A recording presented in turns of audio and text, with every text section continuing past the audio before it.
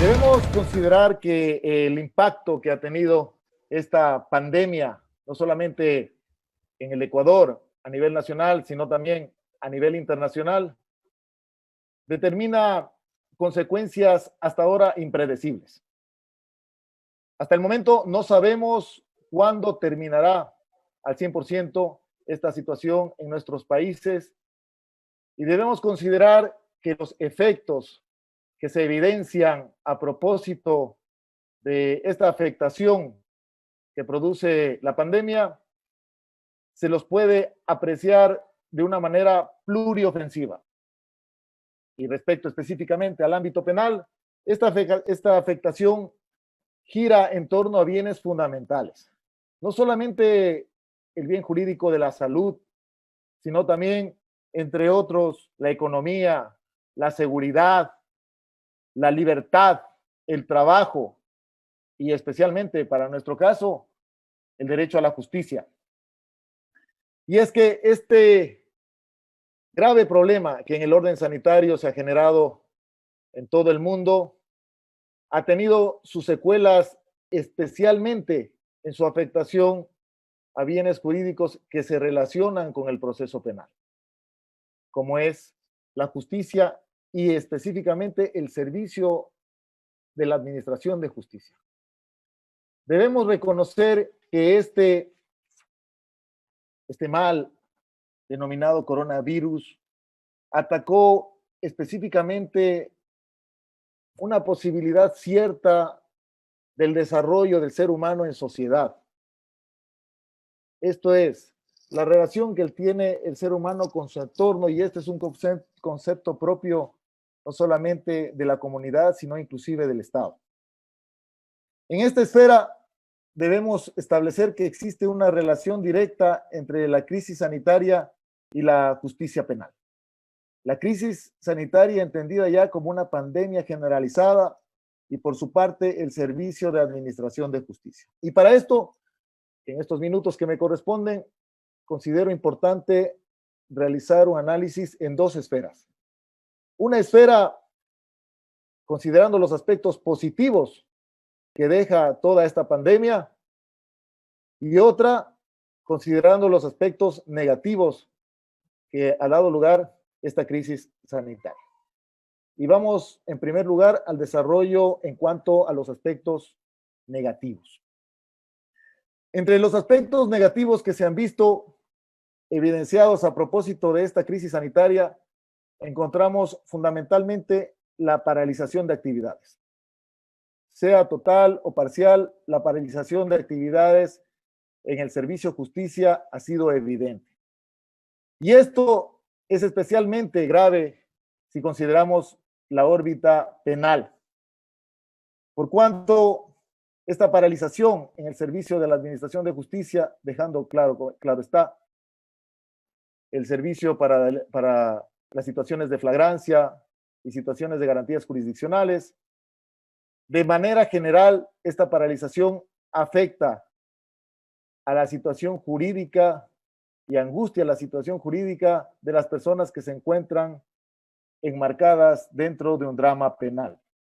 Llámese víctima, llámese procesado, toda esta crisis que gira alrededor del ámbito sanitario y la paralización de sus causas afecta directamente a su condición, no solamente en el proceso, sino también al estado de estrés y situación de ansiedad que tienen a propósito de las causas penales. Se han dado también, en otros de los aspectos negativos, las limitaciones de acceso a la información, de acceso al despacho de las causas y evidentemente la limitación en cuanto a las garantías. Las garantías se han visto limitadas a propósitos de estado de excepción que, siendo necesarias en esta clase de situaciones, afectan también tanto al servidor judicial como a los usuarios de ese sistema, que entre otros fundamentalmente somos nosotros los profesionales del derecho y por supuesto también los clientes o los usuarios que en calidad de víctimas o encausados se encuentran en este drama penal. Se angustia la situación jurídica toda vez que no se permite la posibilidad de que las causas fluyan dentro de los cursos normales en las etapas respectivas. No se pueden presentar a cabalidad todos los elementos de cargo o de descargo que corresponden a cada uno de esos despachos y de esos procesos. Pero eso no es todo. Esta crisis sanitaria colateralmente tiene como efecto, y un efecto sumamente grave, el tema de incrementar los niveles de riesgo en el sistema carcelario. La posibilidad cierta de contagio en nuestros sistemas carcelarios, no solamente el ecuatoriano, sino latinoamericanos y de manera general a nivel mundial, caracterizados especialmente por la sobrepoblación carcelaria, se ven con evidencia en esta situación de crisis. Y es que el poco control en sistemas de salubridad que se manejan al interior de las cárceles incrementa el nivel de contagios masivos y, por supuesto, los resultados mortales que a propósito de ese hecho se podrían dar en el interior de nuestros centros de privación de libertad. Esto debe preocupar no solamente al sistema de justicia, sino también a los gobiernos y a las decisiones que se tomen a nivel estatal. Y me refiero fundamentalmente a la posibilidad de rever las órdenes de prisión preventiva que se ordenaron de manera indiscriminada antes de esta crisis. Y a propósito de este hecho, tenemos que considerar la posibilidad de que operen medidas alternativas a esa privación de libertad para que se cumplan los fines del proceso. Siempre se ha dicho que en la oralidad la privación de libertad debe ser la excepción y la regla general defenderse en libertad. Pues este es el momento en que debemos reconsiderar esos presupuestos sobre la base que los fines del proceso se pueden cumplir con medidas alternativas como la privación de otros derechos, por ejemplo, en el ámbito de la libertad, el mismo arresto domiciliario, en el ámbito de las medidas privativas que no son privativas de la libertad, más bien la posibilidad de la prohibición de salida del país, la presentación periódica a través de los medios telemáticos. Todas estas posibilidades deben surgir a propósito de este problema que implica el incremento de riesgo en los centros carcelarios. Asimismo, se afecta directamente el derecho al trabajo no solamente de los servidores judiciales, sino también de aquellos profesionales en libre ejercicio que ven limitada la posibilidad de acceso hacia las sedes judiciales y también al contacto con sus clientes. Entonces, los efectos son bastante graves en el ámbito laboral. Se ha generado a propósito de toda esta crisis una inseguridad en las relaciones interpersonales. Somos desconfiados. Ni siquiera podemos dar la mano con seguridad. Todas estas medidas limitan el normal desenvolvimiento de los profesionales del derecho y el desarrollo adecuado y además cabal del sistema judicial. Pero más allá de eso, es muy importante considerar que a propósito de esta crisis sanitaria, en que ahora se pondera el rol de algunos protagonistas, especialmente en el ámbito sanitario, mañana podrían considerarse aspectos que se podrían cuestionar en el ámbito penal. Y me refiero especialmente al desarrollo que en el ejercicio de su profesión realizan los médicos. Ciertamente es una labor loable la que están realizando al momento. Están en el cumplimiento de sus decálogos deontológicos, cumpliendo una labor que todos rescatamos y todos descatamos. Pero en el ámbito estrictamente penal, estas personas que ahora son alzadas al hombro como héroes, mañana podrían ser consideradas como villanos. ¿Y por qué me refiero a esto? Debido a que, a propósito de esta crisis sanitaria, el servicio médico podría haberse cuestionado eventualmente sobre la base de los parámetros del incumplimiento al deber objetivo de cuidado, por ejemplo, de haberse realizado acciones innecesarias, ilegítimas y peligrosas. Y es cierto que al momento los profesionales de la salud no se dan abasto. No pueden atender todos los casos y además no tienen en algunos casos los recursos necesarios para poder prestar ese servicio de manera óptima. Es ahí que el cuestionamiento, que tal vez ahora no, pero en un futuro podría darse, operaría sobre la base del elemento subjetivo de la conducta, que en este caso específico ataca un elemento subjetivo imprudente. Los delitos culposos toman realce a propósito de la pandemia. Y estos delitos culposos orientados hacia el homicidio culposo y hacia el homicidio por mala práctica profesional. Estas son situaciones que debemos considerar al momento de establecer cómo es que se vincula esta afectación, esta pandemia, no solamente con sus efectos al momento, sino los que podrían darse en una proyección en el tiempo.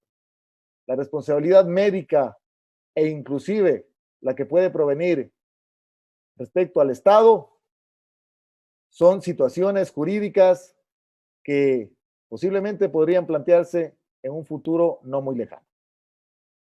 Debemos establecer también la posibilidad de delitos latentes que por esta pandemia se ponen de realce.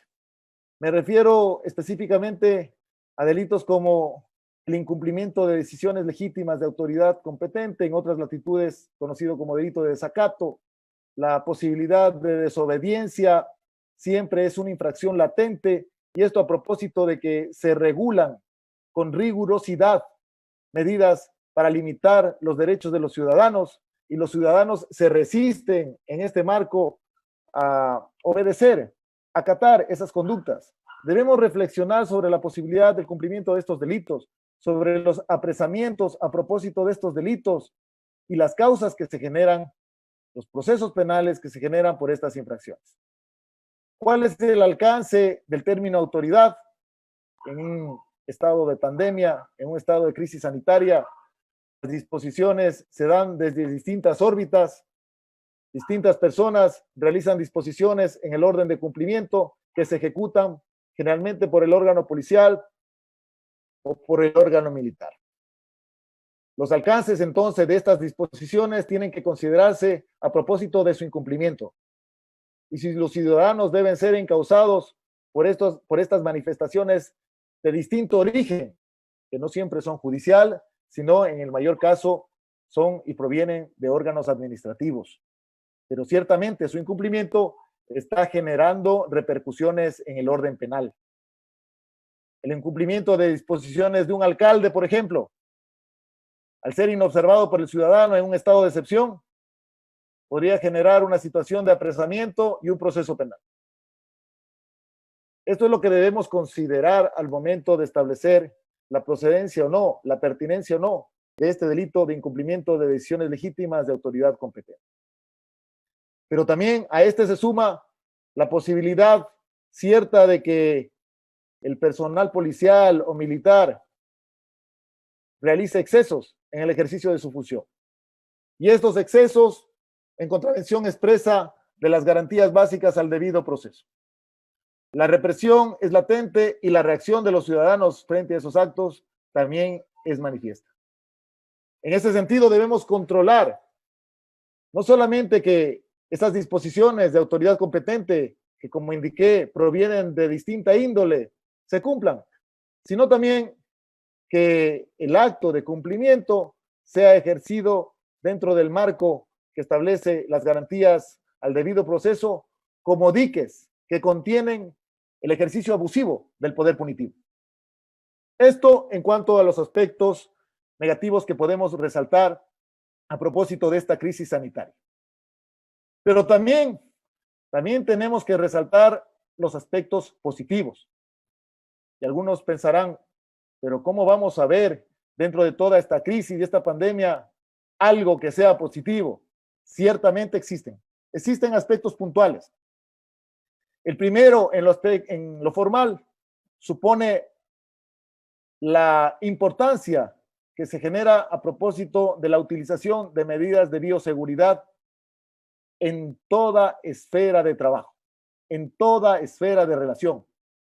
Este seguramente era uno de los aspectos más descuidados antes de la crisis.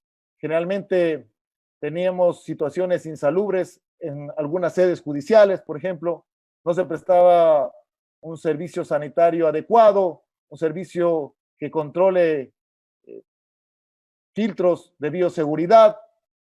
Esa ponderación que realizamos ahora de la bioseguridad es positiva y seguramente se va a mantener por mucho tiempo, ya no como una obligación, sino como una costumbre del ciudadano, una costumbre positiva para poder relacionarse y evitar el contagio no solamente del coronavirus, sino de cualquier otro tipo de enfermedad. El coronavirus es el enemigo silencioso de este siglo y lo será seguramente por mucho tiempo hasta que no encontremos una vacuna al respecto.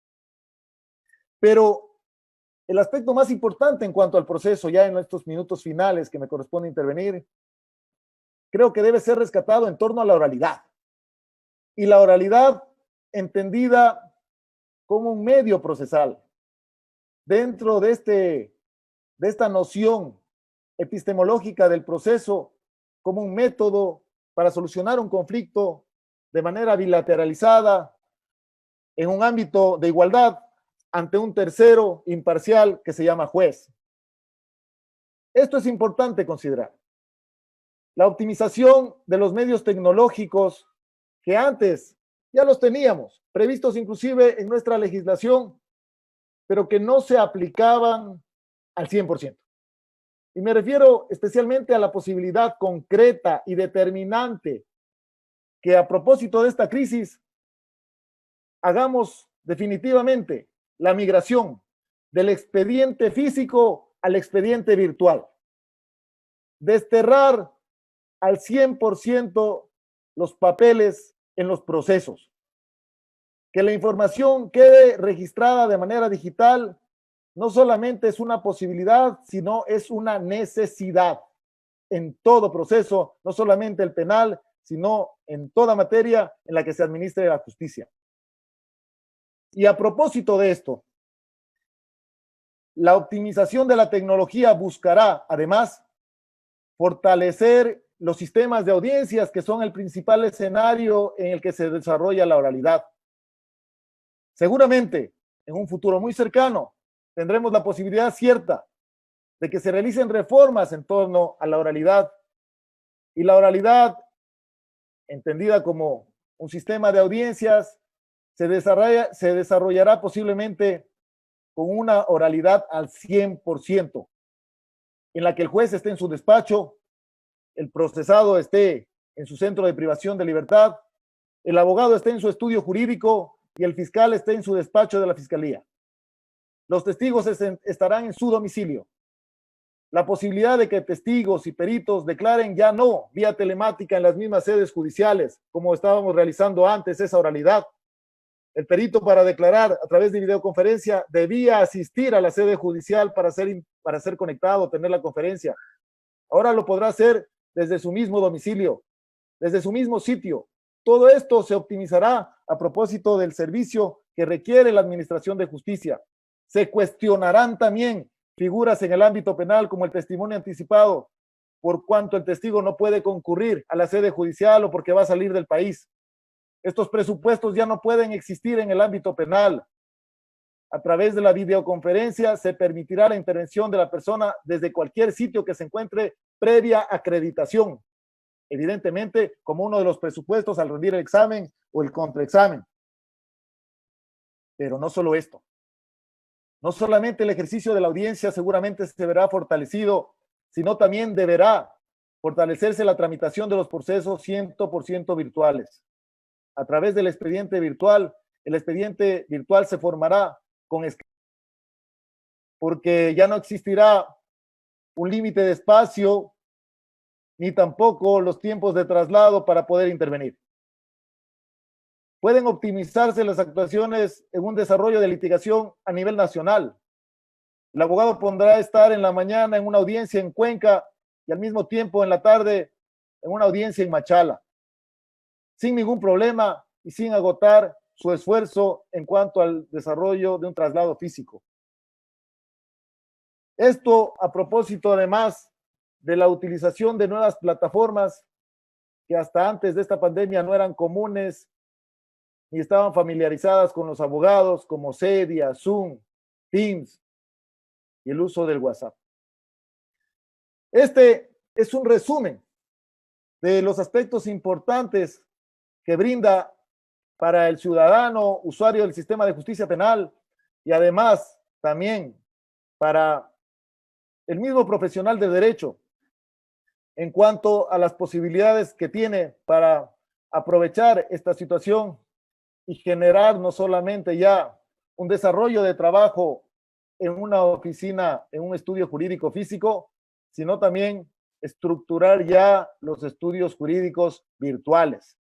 Promover su trabajo a través de la red es muy importante para el profesional de derecho en este tiempo y de aquí en el futuro inmediato.